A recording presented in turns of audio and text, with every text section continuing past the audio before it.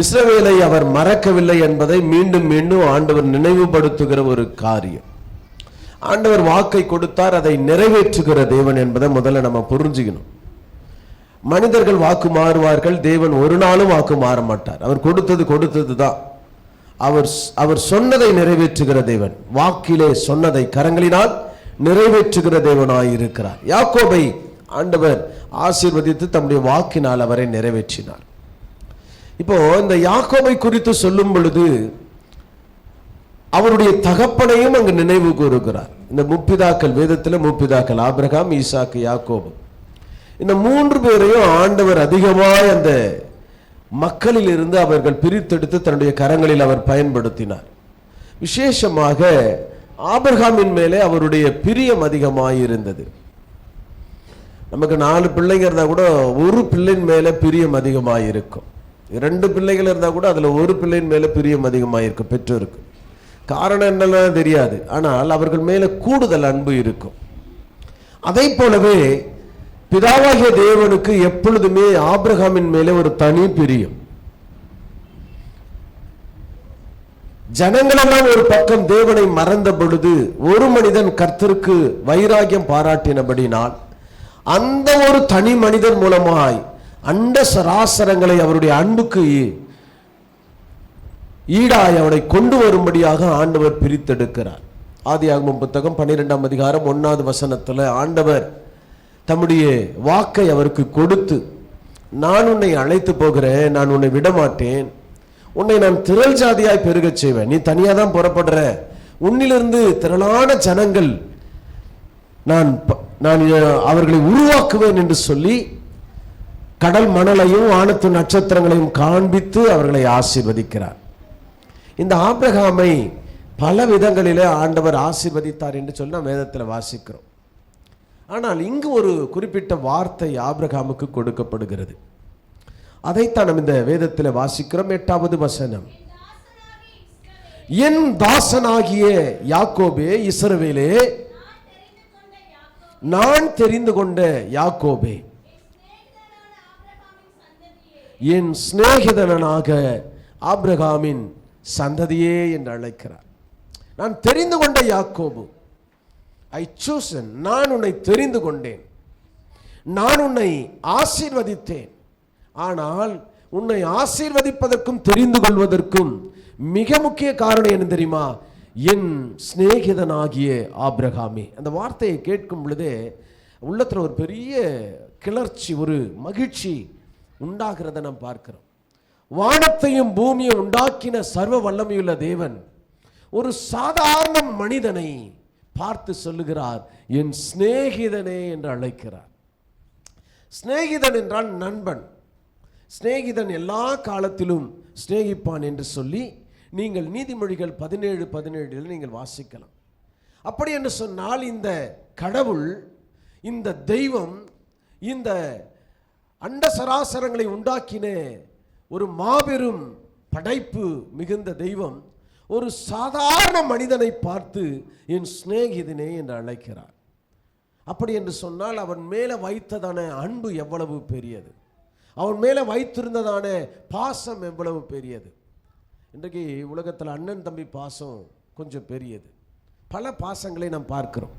ஆனால் ஒரு தாயின் வயிற்றில் பிறக்காமல், ஒரு குடும்பத்தில் பிறக்காமல், ஏதோ ஒரு குடும்பத்தில், ஏதோ ஒரு கல்ச்சரில், ஏதோ ஒரு மக்கள் மத்தியில் பிறந்து இன்னொரு மனிதனை நேசிக்கிற ஒரு அன்பு இருக்கு பாருங்க, அதைத்தான் சிநேகம் என்று சொல்லுகிறார்கள், அதைத்தான் நட்பு என்று சொல்லுகிறார்கள். இந்த நட்பு ஒரு நாளும் விலை கொடுத்து வாங்க முடியாது. நட்புக்கு பல அடையாளங்களை சொல்லுகிறார்கள். நான் ஒரு சில காரியங்களை, ஒரு 5 காரியங்களை நான் சொல்லுகிறேன். எப்படி நட்பு என்றால் எப்படி இருக்குமா? நீங்கள் கவலைப்படும் பொழுது உங்கள் முகத்தை பார்த்த உடனே உன் நண்பன் அறிந்து கொள்ளுவான். நம்முடைய தேவை என்ன என்பதை நண்பன் புரிந்து கொள்ளுவான் என்று சொல்லுகிறது. நாம் உட்கார்ந்த பொழுதே மற்றவங்க கடந்து போயிடுவாங்க, ஆனால் நண்பன் மட்டும் சொன்னான், என்ன மச்சான் மச்சான் மாமான்னு பேசுவோம்ல, இல்லை ரொம்ப அந்யோன்யமானவர்கள். இப்போல்லாம் ரொம்ப லேட்டஸ்ட்டாக ப்ரோன்னு சொல்கிறாங்க, நல்லா இருக்கு அந்த வார்த்தை. அப்போ அவர்களை பார்த்து சொல்கிறேன், என்ன உனக்கு கவலை, என்ன உனக்கு பிரச்சனை, நம்முடைய பிரச்சனையை இந்த உலகத்தில் கேட்கிற ஒரு உறவு உண்டு என்று சொன்னால், உறவே இல்லது, ஒரு ஒரு ஒரு அன்பு உண்டு என்று சொன்னால் அது நண்பனை அல்லது நண்பியை குறிக்கும். நண்பன் என்பது ஆண் சொல் இல்லையா, ஆண்பால். என்ன எங்கள் ஃப்ரெண்ட்ஷிப் பற்றி சொல்ல மாட்டேன்றீங்களே, நீங்கள் கவலைப்படக்கூடாது, பொதுவாக சொல்கிறேன். அப்போ நம்ம முகத்தை பார்த்த உடனே அவன் கண்டுகொள்ளுகிறான். ரெண்டாவது காரியம், ஒரு மனிதனோடு அதிகபட்சமான நேரத்தை செலவிடுகிறான். ஒரு நல்ல நண்பன் தன்னுடைய நண்பனோடு கூட நேரத்தை செலவிடுகிறான். த வேல்யூபிள் டைம். என்னதான் போய் வேலை இருக்கட்டும், ஃப்ரெண்டு ஃபோன் பண்ணிட்டான்னா அதெல்லாம் அப்படியே தூக்கி போட்டு அவங்க கூட அப்படியே பயணிப்பது என்பது ஒரு மிக அனுபவம்.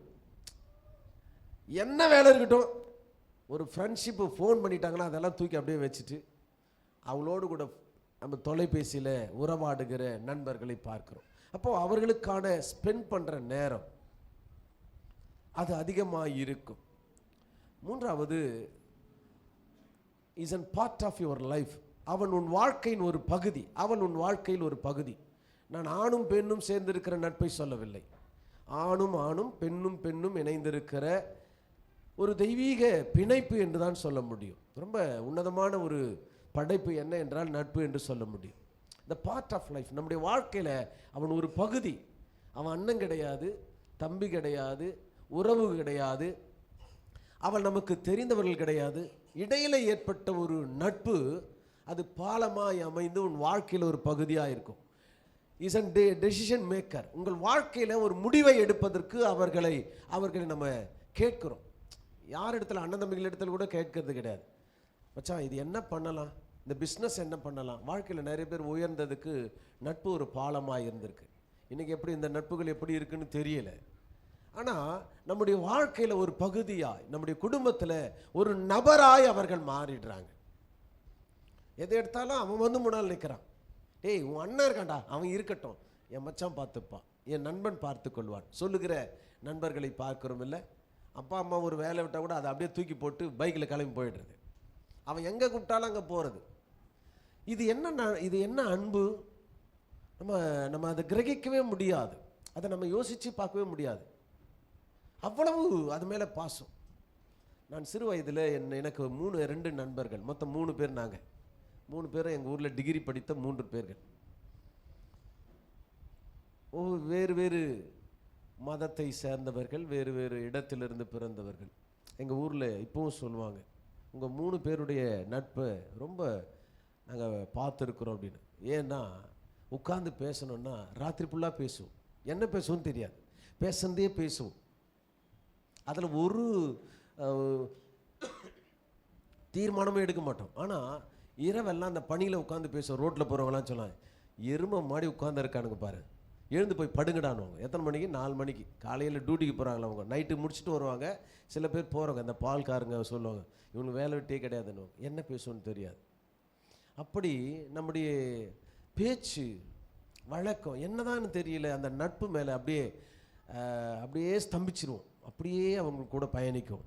அது நம்ம குடும்பத்தில் ஒருத்தர் மாதிரி நம்முடைய கவலைகளை எல்லாவற்றையும் அவனிடத்துல ஷேர் பண்ணிப்போம். இந்த உலகத்தில் அப்பா அம்மாவோட சொல்லாத விஷயங்களை, அண்ணன் தம்பிங்களாண்ட சொல்லாத விஷயங்களை நண்பனிடத்தில் சொல்லாத ஒரு நண்பனும் இருக்க முடியாது. இல்லை, உண்மைதானுங்களே? எல்லாத்தையும் அப்படியே மனம் திறப்பாங்க.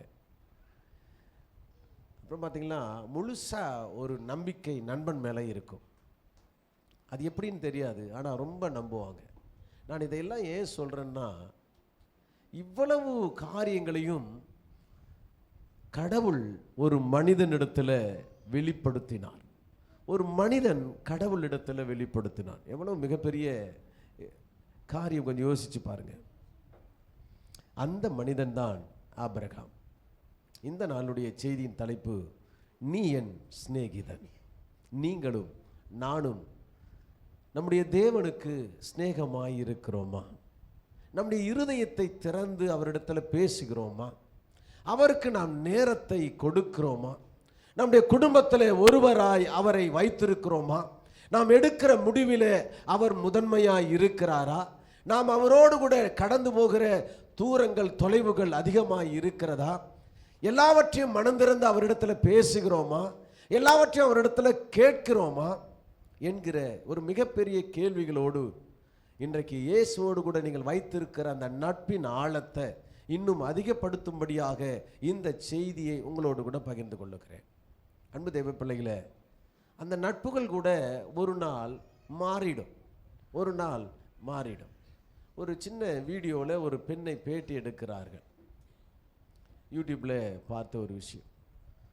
அந்த பெண் சொல்கிறாங்க, எனக்கு எங்கள் வீட்டுக்காரர் ரொம்ப பிடிக்கும், அவருக்கு என்னை ரொம்ப பிடிக்கும், என் பிள்ளைகளை பிடிக்கும். ஆனால் அவர்கள் நண்பர்களை எங்களை காட்டிலும் 100 மடங்கு அதிகமாக பிடிக்கும். உடனே அந்த பேட்டியாளர் கேட்குறான், எப்படிங்க சொல்கிறீங்க? நீங்கள் வேணால் செக் பண்ணி பாருங்கள், இவருக்காக எதையும் செய்ய அவர்கள் தயாராக இருக்கிறார்கள். என்னன்னு கேட்டிங்களா, ஒரு ஃபோன் பண்ணால் போதும், அடுத்த 10 நிமிஷம் வந்து நின்றுடுறான். ஏன் எதுக்கன்னெல்லாம் தெரியாது. பணம் வேணும், 10,000 ரூபாய் அனுப்புடா, உடனே அனுப்பிடுறான். இவரும் அப்படித்தான். ஒரு திருமணத்திற்கு நண்பர்கள் எல்லாம் சேர்ந்து மொய் எழுதினாங்க. நண்பர்கள்லாம் சேர்ந்து 8 கோடி ரூபாய் மதிப்புள்ள ஒரு காரை அவர்களுக்கு பரிசு கொடுத்தார்கள். எப்படி இவ்வளோ பணத்தை கொடுக்குறாங்க அதெல்லாம் தெரியாதுங்க, என் நண்பனுக்கு நாங்கள் எதையும் செய்வோம். அப்படி என்று சொன்னால் இவர் எந்த அளவுக்கு அவர்கள் மேலே அன்பு வைத்திருப்பார் என்கிற காரியம் முக்கியம். நாம் நிறைய பேர் எதிர்பார்க்கிறோம், நமக்கு அப்படிப்பட்ட நண்பர்கள் இருந்தால் நல்லா இருக்கும். எங்களுக்கு திருமணமானது 1998. இதை நான் சொன்னான்னு தெரில, திரும்ப இப்போ ஒரு ஞாபகம் வருது, அதனால சொல்கிறேன். அப்போது அந்த மறு வீட்டுக்கு எங்களை கொண்டுன்னு போயிருந்தாங்க. அந்த 3 நாள் விருந்துக்கு எங்கள் மாமனார் வீட்டுக்கு போயிட்டு வந்து நல்லா சாப்பிட்டுட்டு ரொம்ப டயர்டில் அன்றைக்கி ராத்திரி வந்து எங்கள் வீட்டில் படுத்துக்கிட்டு இருக்கோம். அதிகாலை ஒரு 5 மணி இருக்கும், விடியற் காலையில் கதவு தட்டுற சத்தம். கதவு தட்ட நாங்கள் போய் திறக்கிறாங்க, எங்கள் அம்மா போய் திறக்கிறாங்க. திறந்த உடனே அங்கே ஒரு வயதான ஒரு எங்கள் ஊர் நண்பர் ஒரு நபர் நிற்கிறார். அவர் கதவு தட்டி நிற்கிறார். கூப்பிடுங்க அந்த மாப்பிள்ளை அப்படின்னாரு. பக்குனாச்சு, என்னடா காலங்காத்தால் வந்து கூப்பிடுறாரு. ஏன்பா உனக்கு எத்தனாம் தேதி கல்யாணம்? நான் சொன்னேன் 10ஆம் தேதி. என் பையனுக்கு 12ஆம் தேதி கல்யாணம் நோட்டீஸ் கொடுத்தேன், ஏன் வரல அப்படின்னாரு. நான் சொன்னேன், இப்போ தாங்க கல்யாணம் முடிஞ்சு நாங்கள் விருந்துக்கு போயிட்டோம், வர முடியல. அங்கேருந்து வந்து இப்போ தான் டயர்டாச்சு. அவர் வந்திருக்கிறது 14ஆம் தேதி. என் பையன் கொடுத்தான் கல்யாணத்துக்கு போயிருக்கிறான். ஒரு உரிமையாக கேட்ட உடனே ரொம்ப சந்தோஷமாயிடுச்சு. என்னடா அது நம்ம வீட்டில் கல்யாணத்துக்கு வரலன்னு. உடனே சொன்னார், நீ வருவேன்னு ரொம்ப எதிர்பார்த்தேன், சரி வரல, நான் வச்ச மொய் 25 ரூபாய் நீ வைக்கவே இல்லையா அப்படின்னாரு.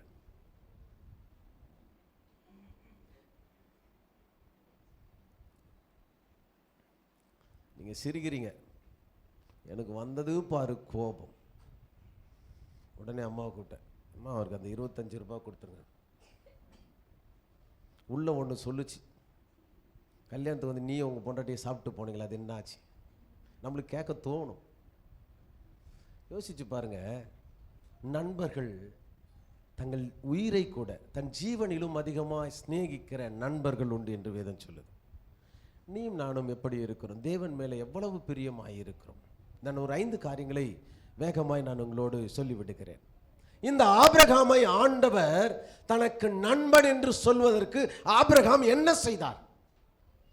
கடவுள் சொல்றார் இல்ல, இவன் என் நண்பன், என் சிநேகிதன் என்று சொல்றாருன்னா நாம எப்படி நடந்துக்கிறோம்? அதை தான் சொல்ல வந்தேன். மற்றவர்கள் நமக்கு என்ன செய்யணும்னு நம்ம எதிர்பார்க்கிறோம். எனக்கு அப்படிப்பட்ட நண்பர்கள் இல்லை. எங்கள் நண்பன் என்னிடத்துல பணத்தை வாங்குறவன், என் நேரத்தை செலவிடுறேன், என் நேரத்தை கழிக்கிறவன், என்னோட கூட ஒட்டி இருக்கிறவன் அப்படின்னு நம்ம நினைக்கிறோம் இல்லையா? நம்ம மற்ற நண்பர்களுக்கு நாம் என்ன செய்கிறோம்? நீ என்ன விதைக்கிறையோ அதுதான் உனக்கு விளையும். நீ எவ்வளவு அன்பு செலுத்துகிறையோ அந்த அளவு தான் வரும். நீ தேவனிடத்தில் அநேக காரியங்களை எதிர்பார்க்கிற, ஆனால் நீ தேவனுக்கு கொடுக்கிறது என்ன?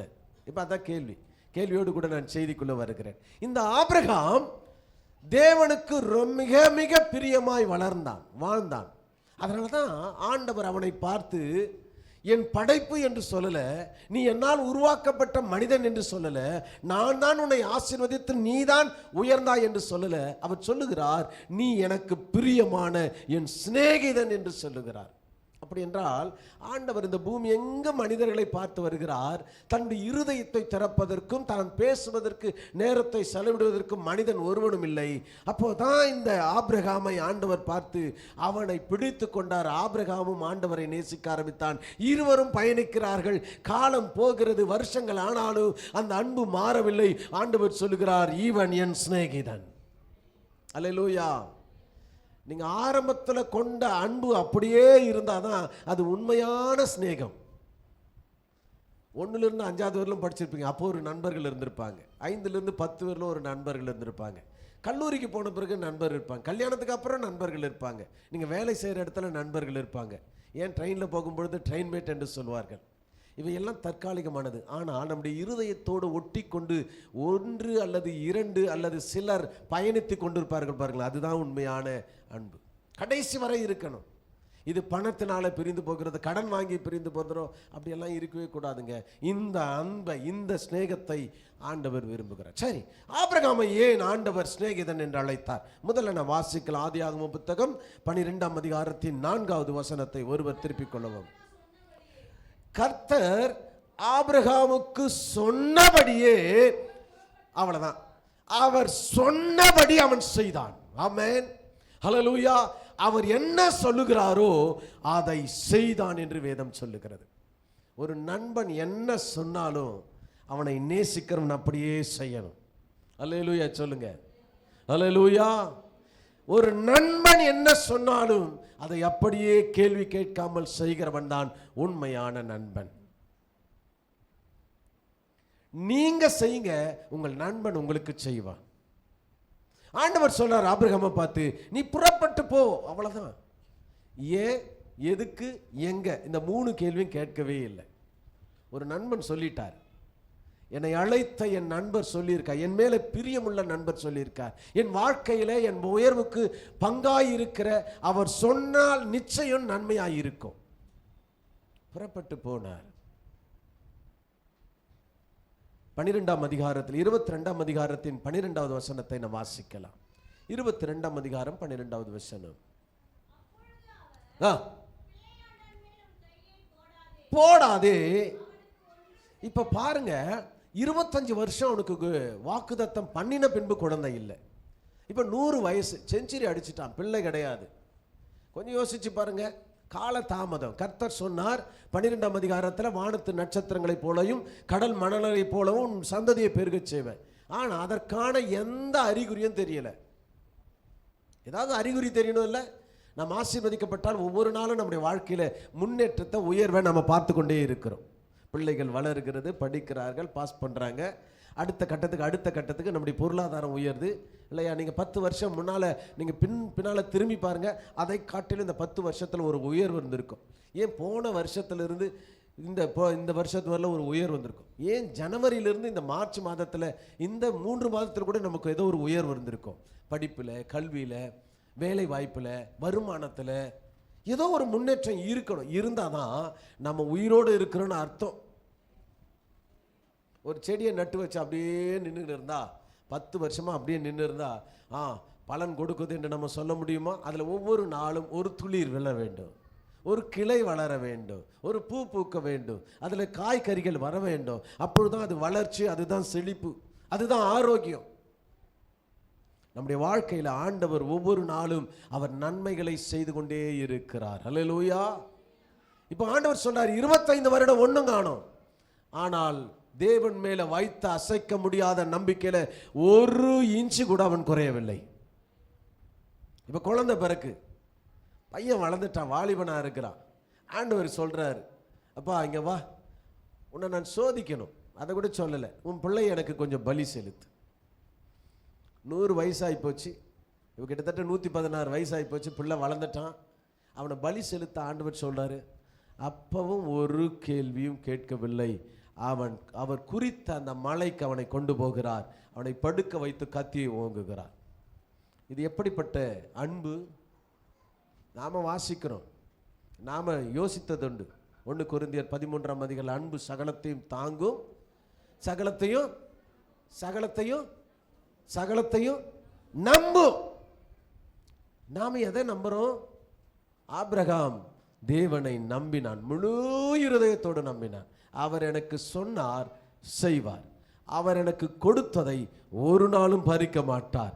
அவர் கொடுத்ததை நிச்சயம் அவர் விருத்தி செய்வார் என்ற ஒரு மிகப்பெரிய நம்பிக்கை தன் தேவன் மேலே வைத்திருந்தார். என் அன்புக்குரிய தேவ பிள்ளையே, ஆண்டவர் உன்னை அழைத்து இத்தனை வருடங்கள் ஆகிறதே.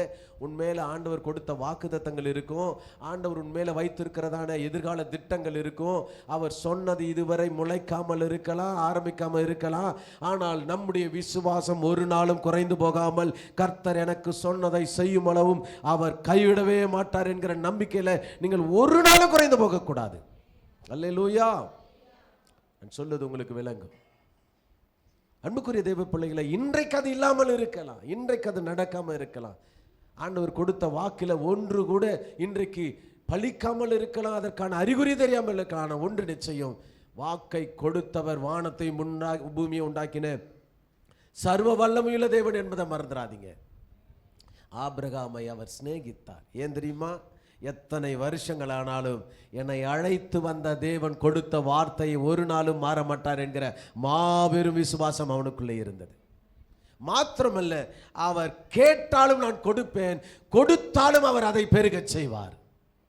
நமக்கு அந்த விசுவாசத்தில் குறைவுகள் நிறைய இருக்கு. எபிரேயருக்கு எழுதின நிருபத்தில் 11ஆம் அதிகாரம் 8வது வசனம் சொல்லுகிறது. வாசிக்கலாம். எபிரேயர், விசுவாசத்தினாலே ஆபிரகாம் போகும்படி அழைக்கப்பட்ட பொழுது கீழ்ப்படிந்து, நல்லா கவனிங்க, கீழ்ப்படிந்தான். உடனே ஒபே. இன்றைக்கு இருக்கிற பிள்ளைகள் பெற்றோருடைய வார்த்தை உடனே ஒபே பண்றாங்களா? நல்லா கவனிங்க.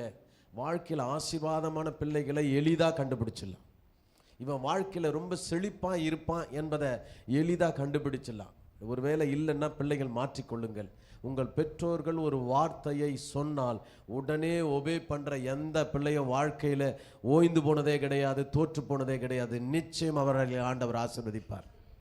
ஏன் சொன்னால், இந்த ஒபே என்கிற அந்த வார்த்தை, கீழ்ப்படிதல் என்கிற வார்த்தை, நீங்கள் வேதத்தில் எந்த மனுஷனை ஆசீர்வதிக்கப்பட்ட எந்த மனுஷனுடைய வாழ்க்கையை பக்கத்தை நீங்கள் திருப்பி பார்த்தாலும் அவனிடத்தில் காணப்பட்ட ஒரு உயரிய குணம் கீழ்ப்படிதல்.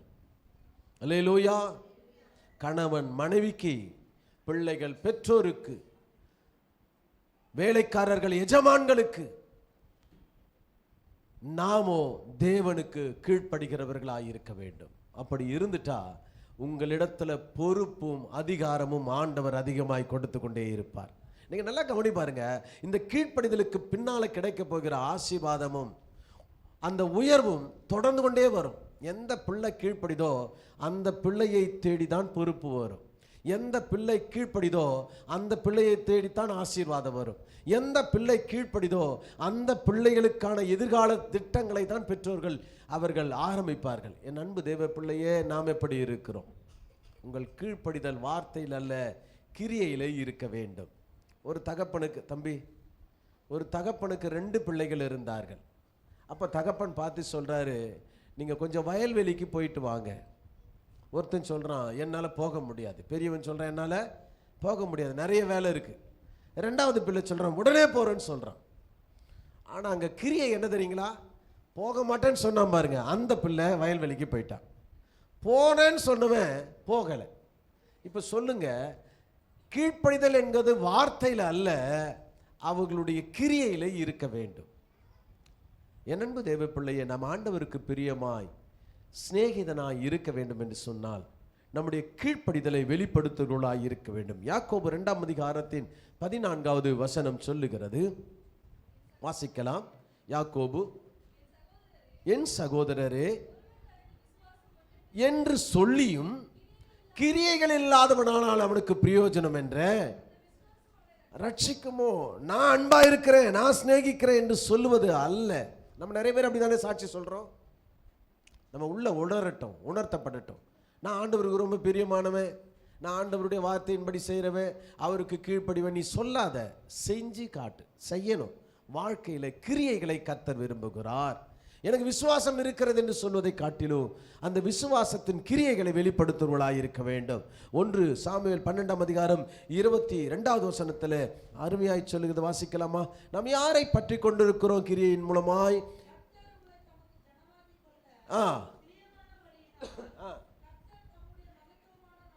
நீங்கள் அந்த தேவனை பிடித்து கொள்ளும் பொழுது, கீழ்ப்படியும் பொழுது, அவர் ஒரு நாளும் கைவிடவே மாட்டார், கைவிடவே மாட்டார். அல்லேலூயா.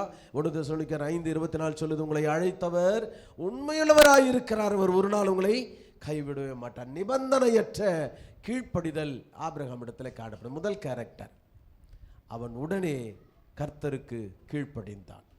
ஆண்டவர் உன்னிடத்தில் என்னிடத்தில் அதே சிநேகத்தை தான் வெளிப்படுத்த விரும்புகிறார். என் பிரியமான, உங்க பேரை போட்டுங்க என்று அழைக்க அவர் காத்து கொண்டிருக்கிறார். எதிர்பார்க்கிற ஒன்று, ஆபிரகாமை அழைத்த தேவன் உங்களையும் அழைக்க வேண்டும் என்று சொன்னால் நிபந்தனையற்ற கீழ்ப்படிதல் நம்முடைய வாழ்க்கையில் இருக்க வேண்டும். கூப்பிட்ட சொல்லும் அடியேன். யார் அது? அதனால தான் மிகப்பெரிய ஆசாரிய ஊழியத்தை அவருக்கு கொடுத்தார். மிகப்பெரிய தீர்க்கதரிசியாய் கர்த்தர் மாற்றினார்.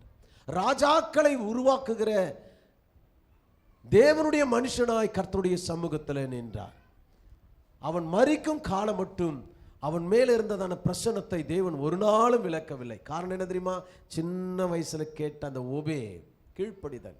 என் அன்பு தேவ பிள்ளையே, எத்தனையோ சத்தியங்களை கேட்கிறோம். நம்ம ஆண்டவருக்கு கீழ்ப்படிய நம்ம ஒப்பு கொடுக்கிறோமா? இல்லை என்று சொன்னால் இன்றைக்கு ஆண்டவரிடத்தில் நம்ம ஒப்பு கொடுப்போம். அவர் உன்னையும் என்னையும் பார்த்து என் சிநேகிதனே என்று அழைப்பார். ஆமென். இரண்டாவது காரியம், ஆபிரகாமை ஆண்டவர் சிநேகிதன் என்று அழைத்ததற்கான இரண்டாவது காரணம், ஆதியாகமம் 18ஆம் அதிகாரம் 22, 23வது வசனத்தை நாம் வாசிக்கலாம். போனார்கள்.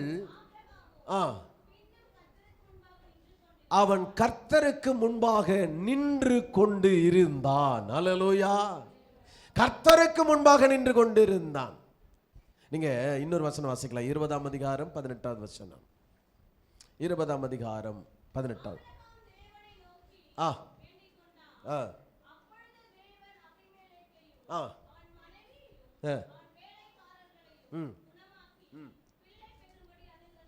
ரெண்டு விஷயத்தை இங்க நம்ம குறிப்பில் பார்க்கிறோம். ஒன்று, அவன் கர்த்தருக்கு முன்பாக நின்று கொண்டிருந்தான். அவன் இரண்டாவது காரியம், அவன் அபிமெலேக்குக்காக அவன் வேண்டிக் கொண்டான் என்று வேதம் சொல்லுகிறது. நின்று கொள்வதும் வேண்டிக் கொள்வதும் ஒரே காரியத்தை குறிப்பிடுகிறது.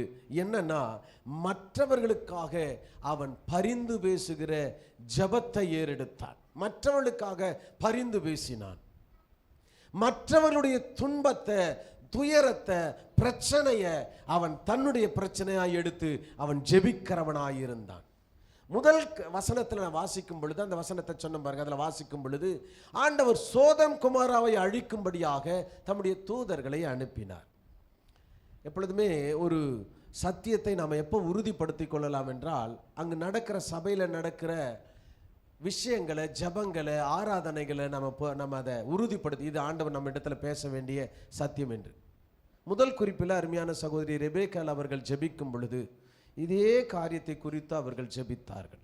10 நீதிமான்கள் என் தேசத்தில் இருந்தா அழிக்காமல் இருப்பீரோ, என் ஜனங்கள் பாழாய் போகிறார்களே, என் ஜனங்கள் அழுகிறார்களே, தெய்வமே மனமிறங்கும் என்று அழுகிறதான ஒரு மிகப்பெரிய வேண்டுதலோடு கூட ஆபிரகாம் தேவனுக்கு முன்பாக நின்றானா. அல்லேலூயா. அப்படின்னா என்ன அர்த்தம்னா, அவர்கள் கடந்து போகாதபடி அவர்களை தடுத்து கொண்டு தேவ சமூகத்தில் அழுதார். ஆண்டவரே, சோதோம் கொமோரா என்பது சாதாரணதல்ல, மக்களால் நிரம்பப்பட்டது. அதை தயவு செய்து அழிக்காம இருங்க ஆண்டவரே, அழிக்காம இருங்க. இரண்டாவது, நீங்கள் அந்த 20வது அதிகாரத்தில் அவன் தென் தேச வழியாக ஆபிரகாம் சொன்ன தேசத்திற்கு போய் கொண்டிருக்கும் பொழுது அந்த பட்டணத்து ராஜா சாராளை தூக்கிட்டு போயிட்டான். தூக்கின்னு போன உடனே என்ன நடந்ததுன்னா, தேவன் சொப்பனத்தில் அவனோடு கூட பேசுறாரு. அந்த அதிகாரத்தை வீட்டில் வாசிச்சு பார்க்க மாட்டீங்க,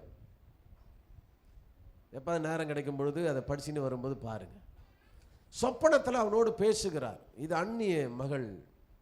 இது நிமித்தமாய் அந்த தேசத்தில் இருக்கிற மக்கள் எண்ணத்தில் அல்லது அந்த தேசத்து முழுவதும் மலடாய் மாற்றிட்டாராம். குழந்தை பிறக்கலை, ஒரு பிரசவமும் அங்கே நடக்கலை.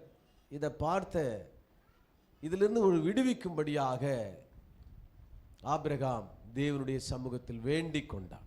வசனம் சொல்லுது, அவன் வேண்டிக் கொண்டான். தேவன் அபிமெலேக்கையும் அவன் மனைவியையும் அவன் வேலைக்காரர்களையும் குணமாக்கி பிள்ளை பெறும்படி அனுகிரகம் செய்தார். இரண்டாவது காரியம், ஆண்டவர் அவனை சிநேகிதன் என்று அழைத்ததற்கு காரணம், தனக்கு துரோகம் செஞ்சான் லோத்து, தன்னை விட்டு ஓடி போனான் லோத்து, தனக்கு ஆசீர்வாதம் வேண்டும் என்று ஓடினான் லோத்து. ஆனால் அவனையும் பாதுகாக்கும்படியாக, தனக்கு விரோதமாய் எழுந்த அந்த ராஜாவையும் விடுவிக்கும்படியாக தேவ சமூகத்தில் நின்ற ஒரு தேவ மனுஷன். என் அன்பான தேவ பிள்ளையே, நாம் ஜெபிக்கும் பொழுது ஜெப குறிப்புகளை நம்ம பட்டியலிடுவோம். யாருக்கெல்லாம் நமக்கு யாரெல்லாம் ஸ்பான்சர் பண்ணுறாங்களோ, நம்ம யாரெல்லாம் உதவி செய்கிறாங்களோ, நமக்கு யாரெல்லாம் மளிகை சாமான் கொடுக்குறாங்களோ, நமக்கு யார் சம்பளம் கொடுக்குறாங்களோ, நமக்கு யார் ஜெபிக்கிறாங்களோ, நம்ம யார் ஜபத்தில் தாங்குறாங்களோ, நம்முடைய ஜப அளவு குறுகிய வட்டத்துக்குள்ளே இருக்கிறது. கர்த்தர் உன்னை சிநேகிதனாய் பார்க்க வேண்டும் என்று சொன்னால், நீங்கள் உங்களுக்கு விரோதமாய் எழும்புகிறவர்களுக்காக ஜெபிக்க வேண்டும். அவர்கள் ஆசீர்வதிக்கும்படியாய் ஜெபிக்க வேண்டும். உங்களுக்கு விரோதமாய் பேசினவர்களுக்காக ஜெபிக்க வேண்டும். உங்களுக்கு விரோதமாய் குழி பறிக்கிறவர்களுக்காக நீங்கள் ஜெபிக்க வேண்டும். இது அடுத்த கட்டமான தேவனுடைய சாயல். வேதம் சொல்லுகிறது, 1 யோவான் 2ஆம் அதிகாரத்தின் 1வது வசனத்தை நாம் வாசிக்கலாம். என் பிள்ளைகளே,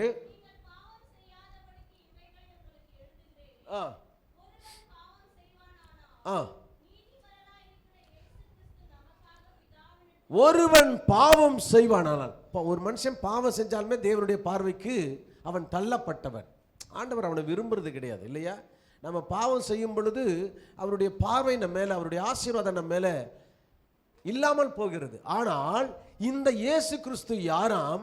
நம்முடைய பாவத்துக்காக அவர் மரித்தபடினாலே அவர் நமக்காக பிதாவினிடத்தில், யோசிச்சு பாருங்க, நாம அக்கிரமம் செஞ்சு பாவம் செஞ்சு அவருடைய அன்பை, அவருடைய கிருபையை தூர எறிந்து அவருக்கு விரோதமாய் செயல்பட்டாலும் இந்த இயேசு உனக்காக எனக்காக பரிந்து பேசுகிறார்.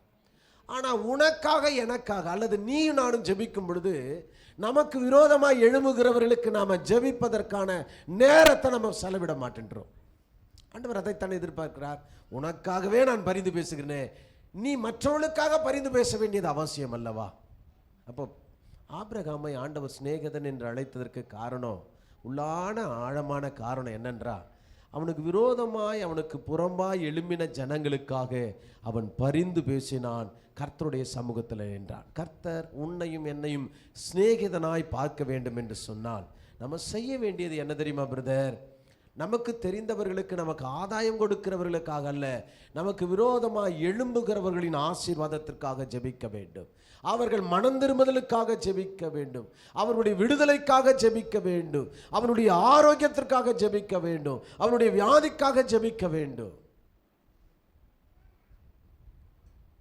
நீங்கள் அப்படிப்பட்ட நல்லுள்ளம் படைத்தவர்களாய் இருப்பீர்கள் என்று சொன்னால் நீங்களும் தேவனுடைய சாயல், நீங்களும் தேவனுடைய சிநேகிதர்கள்.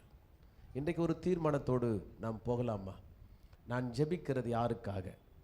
என்னுடைய குறுகிய அந்த என்னை சார்ந்தவர்களுக்காக மாத்திரமா, அல்லது எங்களுக்கு விரோதமாய் எழும்புகிற, எனக்கு விரோதமாய் புறம் பேசுகிற, என்னை விரோதிக்கிற மக்களுக்காகவும் நான் ஜெபிப்பேன் என்று சொன்னால் உண்மையில் நான் தேவனுடைய சிநேகிதன். அல்லேலூயா.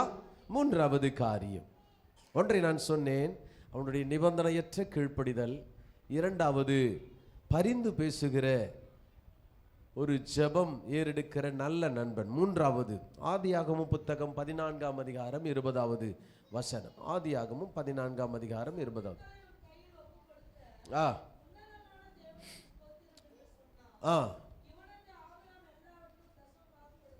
இவனுக்கு எல்லாவற்றிலும் தசமபாகம் கொடுத்தான். தசமபாகம் என்பது வெறுமனுமே சபைக்காக நாம் கேட்கப்படுகிற காணிக்கைகள் மாத்திரமல்ல, ஆபிரகாமுடைய வாழ்க்கையில் காணப்பட்ட ஒரு தாராள குணத்தை அதில் நாம் பார்க்கிறோம்.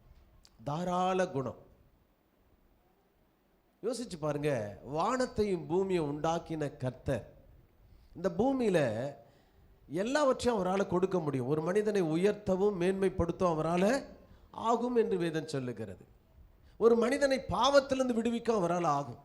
ஒரு 10 தூதர்களை அனுப்பி, அல்லாவிட்டால் இங்கே இருக்கிற ஒரு 10 மனுஷர்களை அனுப்பி, நீங்கள் போயிட்டு எனக்காக இந்த பூமியில் உள்ள மக்களினுடைய பாவத்திற்காக அவர்களை பலியாய மாற்ற முடியும்.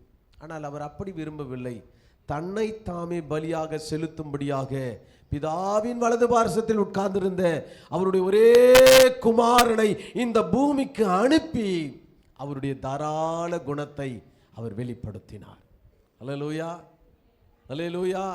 நம்முடைய ஆண்டவர் எவ்வளவு பெரியவர் பாருங்க. அவர் தம்முடைய குமாரனை அனுப்பினார். இங்கு தம்முடைய குமாரனையே கொடுக்க இந்த ஆபிரகாம் சித்தமானான். வேதம் சொல்லுகிறது, அவன் எல்லாவற்றிலேயும் வாரி இறைத்தான், கொடுத்தான் என்று வேதம் சொல்லுகிறது. பிசினித்தனம் பண்ணவில்லை, பிடித்து கொள்ளவில்லை, எதிர்கால 8 தலைமுறைக்கு அவன் சேர்க்கவில்லை. நல்லா கவனிச்சிங்க. என் தலைமுறைக்கு நான் சொத்துக்களை சேர்த்து வைக்கிறவன் என்பவன் மூடன். தமிழ்ல சொன்னா முட்டாள், அறிவில்லாதவன். ஐயா, இங்க ஆண்டவர் உன்னை ஆசீர்வதிக்க வாழ வைக்க ஆண்டவர் போதுமானவற்றை கொடுத்திருக்கிறார். அடுத்த தலைமுறையை பார்த்து கொள்ள அவரால் முடியும். சொல்லுங்க, எத்தனை பேர் விசுவாசிக்கிறீங்க? என் பிள்ளைகளையும் அவர்களுடைய பிள்ளைகளையும் ஆசீர்வதிக்க அவரால் முடியும். நல்லா கவனிங்க. ஒரு மனிதன் நிறைய பொருளை சேர்த்து வைக்கிறான் என்று சொன்னால் அடுத்த தலைமுறை அதை அழிக்க பிறக்கிறதா இருக்கும். எப்பொழுதுமே 3வது தலைமுறை வரை தான் உன்னுடைய பெயர் புகழ் நிலை பெற்றிருக்கும். 4வது தலைமுறைக்கு உன்னை பற்றி எதுவுமே தெரியாது. 4வது தலைமுறை அழிந்துவிடும். நீங்கள் எடுத்து பாருங்க, வரலாறை நீங்கள் எடுத்துக்கொள்ளுங்க. எந்த வரலாறு எடுத்தாலும் 3 தலைமுறை தான் இருக்கும். 4வது தலைமுறை அழிவுக்கு ஆதாரமாயிருக்கும்.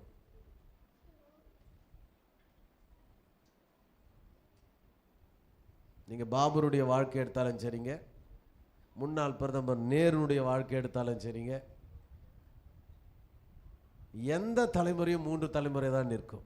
4வது தலைமுறைகள் அழிவுக்கு நேராய் போயிடும். அது உயர்ந்த இடத்துல மாத்திரம் இல்லை, எல்லா இடத்துலையும் நீ கஷ்டப்படுவ, உன் பிள்ளைகளை படிக்க வைப்ப. 3வது தலைமுறை ஆஸ்திகளோடு நிற்கும், 4வது தலைமுறை கஷ்டப்படும். இது நியதி. அதனால் என் பிள்ளைகளுக்கு சேர்த்து வச்சிட்டேன், பங்களா கட்டிட்டேன், 10 ஏக்கர் நிலம் வாங்கி வச்சுட்டேன், ஒருத்தனும் நன்றி நினைக்க மாட்டான். நல்லா சேர்த்து நல்லா கவனிங்க. கர்த்தர் உங்களுக்கு கொடுத்துருக்கிற ஆயுசு நாட்களில், கர்த்தர் உங்களுக்கு கொடுத்துருக்க செல்வத்தில் உங்களால் எவ்வளவு முடியுமோ அவ்வளவை மற்றவர்களுக்கு நீங்கள் கொடுக்கிறவர்களாக இருக்கும் பொழுது உங்கள் சந்ததிகளுக்கு தேவனுடைய அன்பை விளங்க பண்ணும்படியாய் நீங்கள் வச்சுட்டு போகிறீங்க. என் கையிலே ஒன்றுமே இல்லையே அப்படின்னு சொன்னால் கடைசி வரை இல்லை தான். இருக்கிறதில் நீங்கள் கொடுங்க. உங்கள் பிள்ளைகளுக்கு கொடுக்க தேவன் சித்தம் உள்ளவராக இருக்கிறார். இந்த ரகசியம் ரொம்ப கஷ்டங்க. அது புரிஞ்சுக்கொள்வதும் ஏற்றுக்கொள்வதும் கஷ்டம்.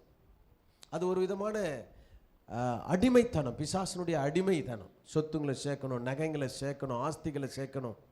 இதெல்லாம் நீங்கள் சேர்த்து சேர்த்து வச்சு ஒரு சமயம் அதில் 1% கூட நமக்கு பிரயோஜனம் இல்லாமல் போயிட்டோம் பாருங்க. அப்போ யோசிப்போம், ஏண்டா இந்த வாழ்க்கை என்னதான் ஓடினோம். நான் சொல்லுவேன், உங்களுக்கு கூட சொல்லுறேன், வருஷத்துக்கு 2 முறை எங்கேயாவது லீவ் போட்டு ஒரு 4 நாள் பிள்ளைகள் குடும்பத்தோடு எங்கேயாவது வெளியே போங்க. நீ இந்த லீவு போட மாட்டேன், என் பிள்ளைகளுக்காக நான் 24 மணி நேரம் உழைக்கிறேன், ஒரு மண்ணாங்கட்டியும் வராது உனக்கு. எல்லாம் பொண்ணும் பொருளும் சேரும், கடைசியாக நடக்க முடியாது. நவுந்துன்னு போகிறப்ப நீ எத்தனை போய்ட்டு ஊட்டியில் எடுத்துன்னு போய் விட்டான்னா, நீ காஷ்மீரில் எடுத்துன்னு போய் விட்டான்னா, டார்ஜிலிங்கில் எடுத்துன்னு போய் விட்டான்னா ஒன்றும் அனுபவிக்க முடியாது. வயசு இருக்கும் பொழுதே கர்த்தர் உங்களுக்கு கொடுத்துருக்கிற கண் பார்வை இருக்கும் பொழுது எல்லாத்தையும் பாருங்கள். அதுக்காக எல்லாத்தையும் பாருங்கன்னா ஐயா சொல்லிட்டார் எல்லாத்தையும் பார்க்கணுன்றது அல்ல. உங்கள் ஆவி கெட்டு போகாதபடி, உங்களுடைய கண்கள் இடராதபடி எல்லாவற்றையும் நீங்கள் அனுபவிக்க வேண்டும். ஒன்றிலும் அடிமைத்தனம் படாதபடி அனுபவிக்க வேண்டும். அப்போ நீங்கள் உங்களுக்கு நேரம் இருக்கும் பொழுது 4 மக்களோட பேசுங்க. இந்த செல்லை நோண்டிக்கின்னு டிவிங்களை பார்த்துக்கின்னு இருக்கிறத விட 4 மக்களோடு பேசுங்க, பிரயோஜனமாக இருக்கும். பணம் இருக்கும் பொழுதே மற்றவங்களுக்கு ஏதாவது வாங்கி கொடுங்க. முதல்ல உங்கள் அண்ணன் தம்பிகளுக்கு ஏதாவது செஞ்சிருங்க. ஒரு நாள் வரும், ஐயோ நான் அவனுக்கு செய்யாமல் போயிட்டேனே, நான் அழக்கூடியதான ஒரு நாள் வரும். ஐயோ அவன் நல்லா இருக்கும்போது நான் கொடுக்காம போயிட்டேனே என்கிற ஒரு நாள் வரும். அப்போ அழுது பிரயோஜனம் இல்லை. ஒரு மன உறுத்தல் நம்மளை சாகிறவர்களும் விடாதுங்க, ஒரு சின்ன தவறு செஞ்சிட்டா கூட. அதனால் நீங்கள் தாராள குணமுடையவர்களாக இருங்க. போதும் என்கிற மனதோடு இருக்க பழகி கொள்ளுங்க. நம்ம பழகி கொள்ளணும். நீங்கள் எப்போ எதை வேணான்றீங்களோ ஆண்டவர் அப்போ அதை நிறைய கொடுத்து கொண்டே இருப்பார். நீங்கள் பணத்தை வேணான்னு சொல்லி பாருங்கள், உங்களை தேடி கர்த்தர் நிச்சயம் கொடுப்பார். எனக்கு வேணும்னு பிடித்து கொள்ளுகிற இடத்துல கர்த்தர் ஒரு நாளும் கொடுக்க மாட்டார். சாக்கடையில் தண்ணி புத்தம் புதிதாய் மாறவே மாறாது. ஓடுகிற தண்ணியில் தான் என்ன புது புது உயிர்கள் உண்டாகும். நீங்கள் வாரி இறைத்து விருத்தி அடைகிறவளாய் இருக்க வேண்டும். நீங்கள் ஏழைகளுக்கு கொடுங்க, கர்த்தரதை பார்த்து கொண்டிருக்கிறார். சில நேரங்களில் உங்களுக்கு தெரியாமல் அநேக தேவ தூதர்களையே நீங்கள் போஷிக்கிறீர்கள் பைபிள் வசனம் சொல்லுது. உங்களுக்கு தெரியாது. நீங்கள் ஒரு பக்கம் கொடுத்துக்கிட்டே இருப்பீங்க, குறைஞ்சிக்கிட்டு தான் இருக்கும். ஆனால் இன்னொரு பக்கத்தில் கர்த்தர் டெபாசிட் பண்ணி கொண்டே இருப்பார். அல்லேலூயா. என்னுடைய அருமை நண்பர் ஒருவர் இருக்கார், கல்லூரி நண்பர். போன வாரத்தில் ஒரு விழா கொண்டாடினார், 50வது நிறைவு விழா. வயசு இல்லை, பிளட் டொனேஷனில். ரொம்ப ஆச்சரியமாகி போச்சு. நான் 2 முறை பண்ணேன், அதுக்கே என்னால் முடியல. அதுக்கு அடுத்தது பண்ண முடியாத ஒரு சூழ்நிலை வந்தது. இப்போ 50 முறை பண்ணியிருக்காருன்னா கிட்டத்தட்ட 50 நபர்களுக்கு தன் உயிரை கொடுத்திருக்கிறார்னு அர்த்தம். அப்படி தானுங்களே? ரத்தத்தில் ஜீவன் இருக்கிறது, உயிர் இருக்கிறது. அப்போ அந்த ரத்தம் கொடுக்கிறது என்பது ஒரு சாதாரண விஷயம் இல்லைங்க. அது ஒரு மிகப்பெரிய மனப்பக்குவம். அது நீ அதே சேர்த்து வச்சுன்னா உள்ள அது டெபாசிட் ஆகினே இருக்கும், அது க்யூர் ஆகாது. பெண்களுக்கு அது ஒருவேளை அது மாற்று ரத்தத்தை ஆண்டவர் உற்பத்தி பண்ணிக்கணும். ஆண்களுக்கு அந்த வாய்ப்பே கிடையாது. இப்போ என்ன செய்யணும்னா, வருஷத்துக்கு ஒரு முறை உங்கள் பிறந்த நாளுக்கு நீங்கள் பிளட் டொனேட் பண்ணுறவங்களா இருக்கணும். ஐயோ எங்கள் வீட்டுக்கார ரத்தத்தை கேட்குறாரு ஐயா, ஐயோ நீ வேணா நீயே வீக்காக இருக்கிற. நான் சொல்லட்டுமா, சரியாகி 6 மணி நேரத்துக்குள்ளே அந்த ரத்தம் திருப்பி ரீப்ரொடியூஸ் ஆகிடும். 3 மாதத்துக்கு ஒரு முறை ஒருத்தர் ரத்தம் கொடுக்கலாம். தாராள குணம் உங்களை நிச்சயம் ஆசீர்வாதத்துக்குள்ளே கொண்டு செல்லும். அல்லேலூயா, அல்லேலூயா. என் அன்பு தேவ பிள்ளையே, வேதம் சொல்லுகிறது, யோவான் 13ஆம் அதிகாரம் 35வது வசனம். யோவான் 13ஆம் அதிகாரம் 35வது வசனம். இருந்தால் பாருங்க, இந்த அன்புதான் நம்மை மற்றவர்களுக்கு கொடுக்க தூண்டும். அப்போ ஆண்டவர் சொல்றாரு, நீங்க அப்பதான் என் சீஷர்கள். ஆண்டவர் எல்லாத்தையும் கொடுத்தார், தன் மேன்மையை, தன்னுடைய மதிப்பை. என்ன சொல்றதுங்க, எல்லாரும் பந்தி இருக்கிறாங்க. இயேசு ஓடி போய் ஒரு பாத்திரத்தில் தண்ணி எடுத்துன்னு வந்து அவர் காலை கழுவுறாருங்க. சொல்லுங்க நீங்க. சில நேரங்களில் நம்ம மன்னிக்கிறதே கிடையாது. அவர் காலை தொடும்போதே தெரியும் இவன் என்னை காட்டி கொடுக்க போறான். அவர் காலை தொடும்போதே தெரியும் இவன் என்னை மறுதளிக்க போறான். அவர் காலை தொடும் பொழுதே தெரியும் இவன் நிர்வாணமாய் ஓட போகிறான், இவர்கள் நித்திரையாய் இருக்க போகிறார்கள், இவர்கள் ஓடி ஒளிந்து கொள்ள போகிறார்கள் என்று தெரியும். தெரிந்தும் அவள் கால்களை கழுவினார். நாம் எப்படி இருக்கிறோம்? நம்ம தாராள குணம் எப்படி இருக்கு? 1 யோவானுடைய புத்தகம் 3ஆம் அதிகாரம் 17வது வசனம் சொல்லுகிறது, உன் சகோதரனில் ஒருவனிலே நீ குறைச்சல் உண்டவன் என்று கண்டால், அசிங்கமா நிறைய சொத்து இருந்து தன் சகோதரனுக்கு இது குறைவாய் இருக்குதுன்னு கண்டு தன் இருதயத்தை அவனுக்கு அடைத்து கொண்டால் அவனுக்குள் தேவ அன்பு எப்படி இருக்கும்? சில பேர் பார்த்தீங்கன்னு சொன்னால், அண்ணன் காரு பங்களா அதெல்லாம் வச்சுருப்பான், தம்பி பார்த்தோன்னா சாதாரண ஒரு கூலி வேலை செஞ்சுருப்பான். அந்த மனுஷனுக்கு கல்லா இரும்பா தெரியாது, இருதயம் கொஞ்சம் கூட இறக்கம் இருக்காது. சில சகோதரர்கள் இருக்கிறாங்க, தன்னை போலவே தன் சகோதரர்கள் உயர வேண்டும் என்று நினைக்கிறவர்கள் இருக்காங்க. தன் மனைவிக்கு தெரியாமல், தன் குடும்பத்துக்கு தெரியாமல் தன் சகோதரர்களை போஷிக்கிற சகோதரர்கள் இருக்கிறார். நண்பு தேவ பிள்ளை, இன்னொரு முறை நம்ம ஒரே தாய் வயிற்றில் பிறப்போமா என்பது சந்தேகம். இன்னொரு பிறவியே கிடையாது. அப்படி இருக்கும் பொழுது உன்னோடு ஒரு கருவிலிருந்து உண்டான உனக்குள்ளே இவ்வளவு பார்ஷாலிட்டி எப்படி வரும்? ஆவியானவர் யாரையோ உணர்த்துகிறார், கடிந்து சொல்லி கொண்டு இருக்கிறார். இன்றைக்கு ஒப்பு கொடுங்க. கர்த்தருடைய பிள்ளையாய் நீங்கள் தேவனுடைய அன்பில் நிலை கொண்டிருக்கும் என்று சொன்னால், உன் சகோதரன் மேலே இருக்கிற கசப்பு, உன் சகோதரன் மேலே இருக்கிற வெறுப்பு, உன் சகோதரன் மேலே இருக்கிறதான அவன் மேலே இருக்கிறதான பொறாமைகளை விட்டொழியுங்க. இன்றைக்கு அநேக குடும்ப நல கோர்ட்டுகளில் சொத்து தகராறுல அண்ணன் தம்பி சொத்து தகராறு தான் பெருசாக இருக்குது. என்னத்தை வாரின்னு போயிட போகிறான், என்னத்தை வாரின்னு போயிட போகிறான். நீங்கள் மாயமற்ற தேவனுடைய அன்பிலே நிலைத்திருங்கள். உங்கள் சகோதரனை நேசிச்சிங்கன்னா உங்களை உண்டாக்கின தேவனை நீங்கள் நேசிக்கிறீர்கள் என்று அர்த்தம். ஆபிரகாம் தாராள குணமுடையவனாயிருந்தான். அதனால தான் ஆண்டவர் பார்த்து சொன்னார், என் சிநேகிதனே. 4வது காரியம், ரோமர் 4ஆம் அதிகாரம் 17வது வசனம். ரோமர் 4ஆம் அதிகாரம் 17வது வசனம்.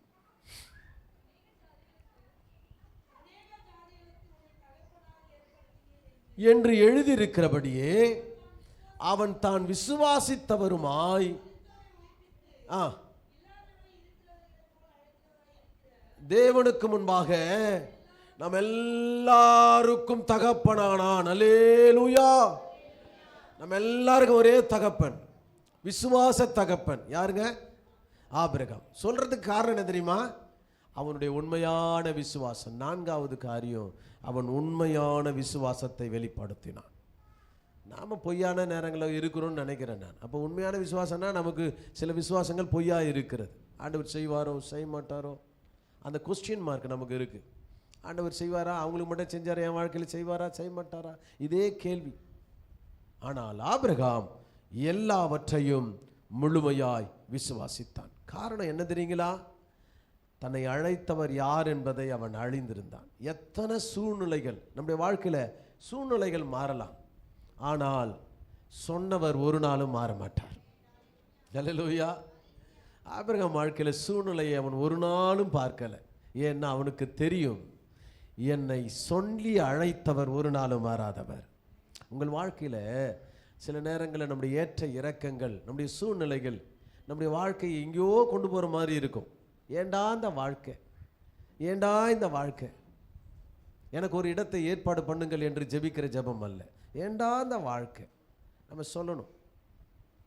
ஆனால் அந்த வாழ்க்கைக்கு பின்னால் அழைத்த தேவனுடைய வாக்கு இருக்கிறது என்பதை மறந்துடாதீங்க. அவர் வாக்கு மாறாதவர், வாக்கு தத்தத்தில் உண்மை உள்ளவர். அவர் சொன்னதை நிச்சயம் செய்வார் என்கிற விசுவாசம் நமக்குள்ளே இருந்தால் அந்த உண்மையான விசுவாசம் நம்மை நேராக கொண்டு செல்லும். ஹல்லேலூயா, ஹல்லேலூயா. எத்தனை பிரச்சனைகள் வரட்டும், தடுமாற்றம் வரட்டும், ஏற்றத்தாழ்வுகள் வரட்டும், அவருடைய நம்ம கரடுமேடுகள் வரட்டும், ஆனால் அழைத்த தேவன் கண்டிப்பாய் அந்த டெஸ்டினேஷனில் உன்னை கொண்டு போய் விடுவார். ஆமென், ஹல்லேலூயா. இங்கேருந்து டெல்லிக்கு போகிறீங்கன்னா உங்களுடைய பயணம் ட்ரெயினில் இருக்கும்னு சொன்னால் ரொம்ப அழகாக இருக்கும். எப்படின்னு சொன்னால், ஒரு இடம் பசுமையான காடுகள் நிறைந்ததாக இருக்கும், வறட்சியான வனாந்தரங்கள் இருக்கும். நீங்கள் டெல்லிக்கு போகிற வழியில் சொல்கிறேன் நான். குளிர்ச்சியான ஆறுகள் குறுக்கிடும், பசுமையான பள்ளத்தாக்குகள் வரும். ஒரு இடத்துல ட்ரெயினை நிறுத்துவான், எல்லாரும் அலர்ட் ஆகுங்க. நைட்டில் தப்ப தப்ப தப்பன்னு போலீஸ் இறங்குவான். ஏன்னா அது ஒரு என்ன பள்ளத்தாக்கு, ரம்மா இருந்தாங்களே, ஒரு மிகப்பெரிய பள்ளத்தாக்கு அது. அந்த இடத்துல கொள்ளைக்காரர்கள் அதிகம். அதனால் நைட்டில் இறங்கும் பொழுது எல்லா கம்பார்ட்மெண்ட்டும் டோர் எல்லாம் க்ளோஸ் பண்ணுறாங்க. பயம் நம்மளை அப்படியே தக்கி அப்படியே பிடித்து கொள்ளும். எங்கடா நம்ம வச்சுருக்க கால் சவரம் அரை சவரத்தை அறுத்துக்கு போயிடுவானோன்னு பயம் இருக்கும். பணப்பெட்டிங்களெல்லாம் உஷாருன்னு சொல்லுவாங்க. சம்பல் பள்ளத்தாக்கு தெரியுமா உங்களுக்கு? இந்த பள்ளத்தாக்கில் வந்துச்சுன்னு சொன்னால் அப்படியே பின் ட்ராப் சைலண்ட், லைட்டெல்லாம் ஆஃப் பண்ணிவிடுவாங்க. எங்கே திருடன் ஏறுவான்னு தெரியாது. இதெல்லாம் தாண்டின்னு போனால் அழகான இந்தியாவின் தலைநகர் டெல்லியை போய் அடையலாம். நம்ம டெஸ்டினேஷன் சியோன். இந்த வழியில் பள்ளத்தாக்குகள் வரும். ஒரு நாள் சந்தோஷமாக சிரிச்சின்னு இருப்போம். 1லேருந்து 5ஆம் தேதி வரலாம் சம்பளம் வாங்கிட்டா சந்தோஷமாக இருக்கும். பிறந்த நாளுக்கு மறக்காமல் கணவர் புடவை எடுத்து கொடுத்தாருன்னா சந்தோஷமாக இருக்கும். மாமியார் வீட்டுக்கு கூட்டின்னு போனான்னா வாரம் சந்தோஷமாக தான் இருக்கும். சில நேரங்களில் பிரச்சனைகள் இருக்கும், அடிதடிகள் இருக்கும், சண்டைகள் இருக்கும், தோல்விகள் இருக்கும், விரக்திகள் இருக்கும். விரக்தி வரும்போது ஏன் ஆண்டவரே என்னை உயிரோட வச்சுருக்கின்றது, நல்ல சந்தோஷம் வரும்போது ஆண்டவர் இன்னொரு 10 வருஷம் கூட்டி கொடுங்கன்றது. இப்படியெல்லாம் கிடையாது. உனக்கு ஒரு டெஸ்டினேஷன் ஆண்டவர் கொடுத்து இருக்கிறார். போகின்ற வழியில் ஏற்படுகிற எல்லா தடைகளையும் மாற்றி அந்த எல்லைக்குள்ளே நிச்சயம் கொண்டு போவார் என்பது தான் விசுவாசம். அல்லேலூயா. எத்தனை நிந்தை தூயர்கள் வந்தும் பக்தனை தேற்றிடும் ஔஷதம், எத்தனை துன்பம் பக்தனை தேற்றிடும் ஔஷதம் சத்திய வேதம். சுத்தர்கள் போகிற ஒரு நல்ல பாதை அது. ஆண்டவர் நம்முடைய அந்த பாதைக்கு நம்ம நிச்சயம் கொண்டு போவார். இன்னைக்கு இருக்கிற அந்த சூழ்நிலையை பார்க்காதீங்க பிரதர். இன்னைக்கு ஃபெயில் ஆயிட்டியா, இன்னைக்கு தோற்று போயிட்டியா, வேலை கிடைக்கலையா, கல்யாணம் ஆகலையா, குழந்தை பெறலையா, வாழ்க்கையில் அடுத்த கட்ட உயர்வு இல்லையா, வீடு கட்டலையா, இதே நொந்துன்னு இருக்காத. இது ஆட்டோமேட்டிக்காக ஆண்டவர் அந்தந்த காலத்தில் அதன காரியத்தில் அப்படியே செஞ்சுட்டே போவார். நம்முடைய வாழ்க்கை எடுத்து பாருங்க. நம்ம விழுந்து போய் நான் செத்து போகணும்னு நினச்ச எத்தனை நாட்கள் உண்டு. செத்து இருந்தால் இத்தனை ஆசீர்வாதத்தில் பார்த்துருக்க முடியாது. உண்மைதானுங்களா பிரதர்? ஏண்டா அந்த வாழ்க்கை, பிள்ளை திட்டா, கணவன் சண்டை போட்டுட்டா, நமக்கு நினச்சது கிடைக்காம போயிட்டா, நம்முடைய முயற்சி செஞ்சது பலனளிக்காமல் போயிட்டா உடனே தோணும், ஏண்டா அந்த வாழ்க்கை, மாய்த்து கொண்டா நல்லா இருக்குமே. ஆனால் தெரியுமா, உங்களுக்கு இந்த நாள் கடைசி நாள் அல்ல. தேவன் நிறைவாய் வைத்திருக்கிற ஆசீர்வாதங்கள் தொடர்ந்து கொண்டு இருக்கிறது. நீ உன் பிள்ளைகளின் பிள்ளைகளையும் இஸ்ரவேலுக்குண்டாகும் சமாதானத்தையும் காண்பாய் என்று சொன்ன வாக்கு உண்டு. ஆமென். நீ பேர பிள்ளைகளோடு அதனுடைய பிள்ளைகளோடு கூட கொஞ்சக்கூடியதான நாட்கள், இந்த கசப்பெல்லாம் மாறிடும். அந்த நாட்கள்ல இந்த கவலையெல்லாம் மாறிடும். ஏன்டா இந்த அற்பமான காரியத்துக்கு நான் அந்த முடிவெடுக்க இருந்தேன் அப்படின்னு தோணு இருக்கும் பாருங்க. வாழ்க்கையை நான் முடித்துக் கொள்வதற்காக அல்ல, கர்த்தர் உங்கள் வயலை வைத்திருக்கிறதான ஆசீர்வாதங்கள் நிறைவாய் பெற்றுக்கொள்ள முடியாத ஆண்டவர் இப்படி நடத்தி கொண்டு வருகிறார். அப்ப நாம செய்ய வேண்டியது, என்னை அழைத்தவர் ஒரு நாளும் கைவிட மாட்டார். ஆமென். அழைத்தவர் உன்னை மறவார், அபிஷேகம் தந்தவர் மறவார். அழைத்தவர் உன்னை மறவார். சொல்லுங்க. அபிஷேகம் செய்தவர் மறவார். மனிதரின் அன்பு நிலை மாறினாலும் மகிமையின் தேவன் உன்னை மறவார். மனிதனின் அன்பு நிலை மாறினாலும் மகிமையின் தேவன் உன்னை மறவார். மகிமையின் தேவன் உன்னை மறவார். தேவ பிள்ளையே, அவர் அழைத்தவர் ஒரு நாளும் இடையில விடவே மாட்டார்.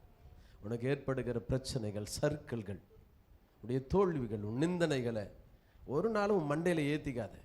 ஏன்னா கூப்பிட்டு போகிறவர் ஒரு நாளும் குறையோடு உன்னை கொண்டு போக மாட்டார். எல்லாவற்றையும் அவர் பார்த்து கொள்வார். ஆபிரகாமிடத்திலிருந்த ஒரு மிகப்பெரிய விஷயம் என்ன தெரியுமா? யெகோவா ஈரே. சொல்லுங்க வாயை திறந்து. அப்படின்னா என்ன அர்த்தம் தெரியுமா? எஸ், என்னுடைய எல்லா நீடையும் அவர் சந்திக்க அவர் உண்மையுள்ளவராக இருக்கிறார். என் தேவைகள் அவருக்கு தெரியும், என் பிரச்சனைகள் அவருக்கு தெரியும், என் வழிகள் அவருக்கு தெரியும், என் பலவீனங்கள் அவருக்கு தெரியும். ஏன்னா அவர் என் சிநேகிதர். நான் சொல்லட்டுமா, உங்களுக்கு முன்பாய் நின்று கொண்டு இருக்கிற நான் ஒருவேளை பரிசுத்தமான போல காணப்படலாம், ஆனால் எனக்கு தெரியும், என்னை சிநேகித்த என் சிநேகிதனாகிய இயேசுவுக்கு தெரியும் என் குறைகள், என் குற்றங்கள், என்னுடைய மீறுதல்கள், என் பாவங்கள், என் பிரச்சனைகள், என் வேதனை எல்லாம் அவருக்கு தெரியும். உங்களையும் அப்படித்தான் சொல்லுகிறேன். ஒருவேளை உன் கணவருக்கு அது புரியாமல் இருக்கலாம், உன் மனைவிக்கு அது புரியாமல் இருக்கலாம், உன் பிள்ளைகளுக்கு அது புரியாமல் இருக்கலாம், உன் பாஸுக்கு புரியாமல் இருக்கலாம், உனக்கு சம்பளம் கொடுக்குற உன் வலி வேதனை புரியாமல் இருக்கலாம். ஆனால் நான் ஒன்று சொல்லுகிறேன், உன்னை அழைத்த உன் தேவனுக்கு தெரியும் உன் வலி வேதனைகள். அவர் ஒரு நாளும் அவர் கடந்து போகவே மாட்டார். அல்லேலூயா. கடைசியாக நான் சொல்லி நிறைவு செய்கிறேன். ஆதியாகமம் 13ஆம் அதிகாரம் 8-9 வசனத்தை நான் வாசிக்கலாம். லோத்தை நோக்கி, உனக்கும் என்மை பெருக்கும் உண்மை பெருக்கும் வாக்குவாதம் வேண்டாம். சகோதரர் உனக்கு முன்பாக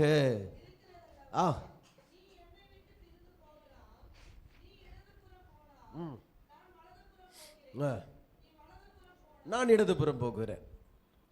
இவன் தான் பாஸ். ஆண்டவர் 12ஆம் அதிகாரத்தில் நல்ல வசனம் இருக்கும். ஆபிரகாம் அழைக்கிறார். அவன் என்ன பண்ண தெரியுமா? தன் சகோதரன் குமாரனாகிய லோத்தையும் அவன் மனைவியும் அழைத்து கொண்டு போறான். ஆண்டவர் தனியாக தான் போய் சொன்னார். ஆனால் லோத்து இவன் மேலே ரொம்ப பிரியம். அதனால தான் பரிந்து பேசி ஜெபிக்கிறான். இப்போ லோத்தை கூட்டின்னு போகும்பொழுது இப்போ 2 மந்தைகளும் பெருகிடுச்சு. 2 பேருக்கும் சண்டை. அவன் சொல்கிறான், ஒரு தீர்வை சொல்கிறான் ஆபிரகாம், என்னை அழைத்தவர் என்னை உயர்த்த எனக்கு வைத்திருக்கிற ஆசீர்வாதத்தை குறித்து எனக்கு தெரியும். அவர் பள்ளத்தாக்குலையும் ஆசீர்வதிப்பார், பாலைவனத்திலையும் ஆசீர்வதிப்பார். ஆனால் நீ என் மூலமாக அழைக்கப்பட்டவன். இப்போ உன்னுடைய சஜஷன் என்ன? உனக்கு எந்த பக்கம் வேணும்? நீ அந்த பக்கம் போனால் அவனுக்கு ஆப்போசிட்டாக போகிற. அவன் கண்களை ஏறெடுத்து பார்த்தான் லோத். அது பசுமையும் இயற்கை நிறைந்த ஆசீர்வாதம் நிறைந்ததுமான ஒரு பாதாளத்தை அவன் தேர்ந்தெடுத்தான். ரைட், மக்களுடைய மனது அப்படி தானே இருக்கும். 2 பொருளை கொடுக்குறாங்க. உன்னுடைய சகோதரன் சிநேகிதன் ஒருத்தன் இருக்கிறான். 2 பொருள், ஒன்று நல்லா இருக்கு, ஒன்று டேமேஜாக இருக்கு.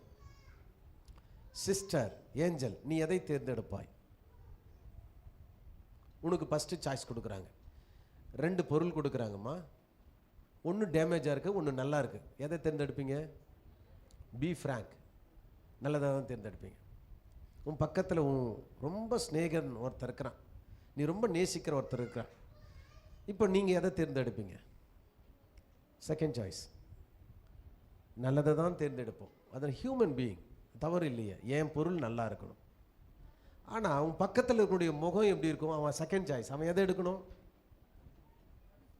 இப்போ நீ என்ன சொல்லணும்னா, உண்மையாக உன் நண்பனை நேசிக்கணும் தான். மச்சான் நீ எடுத்துக்கடா ஃபஸ்ட்டு, மச்சி நீ எடுத்துக்க ஃபஸ்ட்டு அப்படின்னும். அப்போ அவன் கேரக்டர் தெரியும். எப்பொழுதுமே தெரிஞ்சு கொள்ளுங்கள், சாய்ஸ் உங்கள் பக்கத்தில் வந்துட்டா நீங்கள் அதை தேர்ந்தெடுக்காதீங்க. உன் நண்பனுடைய குணத்தை நீங்கள் அறிந்து கொள்ளலாம். அதில் நிச்சயமாக ஒரு நல்ல நண்பர்கள் சண்டையில் தான் அது முடியும், தேர்ந்தெடுப்பதில். டேய் நீ நல்லதாக எடுத்துக்கடா அவன் சொல்லுவான். அவன் சொல்லலாம், இல்லை இல்லைடா நீ நல்லதாக எடுத்துக்கடா. சிலது இருக்குது பாரு, 10 பொருள் வை, 10த்தையும் 9 ஓட்டை ஆகிட்டு 1 நல்லதாக தூக்கின்னு போகும். நாம் அப்படி இருக்கக்கூடாதுங்க. தேவன் தம்முடைய ஒரே பேரான குமாரன், only one, he got only one son என்று வேதம் சொல்லுது. அவர் ஒரே குமாரனை இந்த பூமிக்கு அனுப்பினார். 4 பிள்ளைங்க தான் சொல்லுவோம், என் பிள்ளையில எது மக்கருதோ அது இயேசுவுக்கு அவர் பார்த்து கொள்ளுவார். எது படிக்கிறதோ அது இயேசுவுக்கு அவர் பார்த்து கொள்ளுவார். நல்லா படிக்கிற பிள்ளைங்களுக்கெல்லாம் சீக்கிரம் கல்யாணம் பண்ணிடுது. இது பாவம் வெள்ளையன்னு சொல்லியுமா எங்கேயாவது அலைஞ்சிக்கின்னு. ஆனால் ஒன்று தெரியுமா, பரலோகத்தில் மிகப்பெரிய பங்கு நீ உலகத்தில் யார் ஒதுக்கினார்களோ ஒதுக்கப்பட்டார்களோ அவர்களுக்கு தான் பங்கு அதிகம். அல்லேலூயா. அப்போ வேதம் சொல்லுகிறது, இவன் தன்னுடைய வாழ்க்கையில் எப்பெல்லாம் சாய்ஸ் கிடைக்குதோ அப்பெல்லாம் விட்டு கொடுத்தான். கமான், என்ன ஆபிரகாமிடத்தில் காணப்பட்ட விசேஷமான குணம் விட்டு கொடுக்கிற ஒரு குணம். விட்டு கொடுக்கிற ஒரு குணம். சொல்லுங்க என்ன குணம்? சொல்லுங்க என்ன குணம்?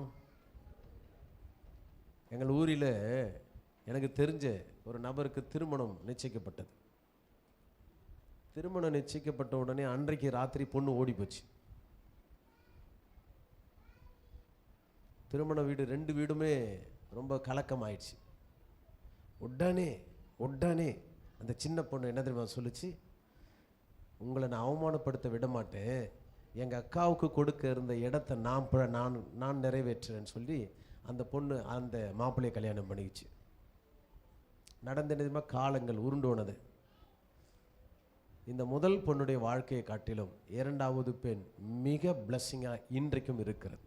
முதல் பெண் இல்லை, இப்போ குறிப்பெடுத்துக்கொள்ள அந்த பொண்ணு இல்லை. ஆனால் 2வது பெண் மிக நிறைவான வாழ்க்கையோடு செழிப்பார். நான் இதை ஒரு நெகட்டிவாக இருந்தால் கூட இது நமக்கு பிரயோஜனமாக இருக்கும் என்பதற்காக சொல்லுகிறேன். நீங்கள் விட்டு கொடுக்கிறவர்கள், மற்றவர்களுக்கு ப்ரெஃபரன்ஸை நாம் கொடுக்கும் பொழுது நிச்சயமாய் தேவன் உங்களை கைவிடவே மாட்டார்.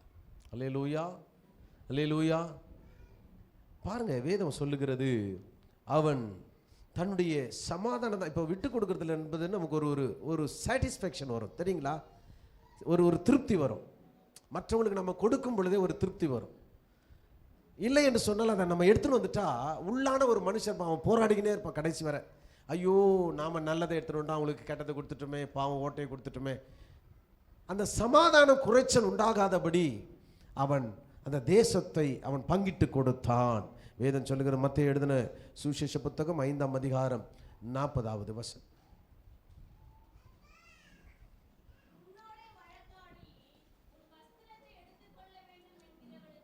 என்கிறவனுக்கு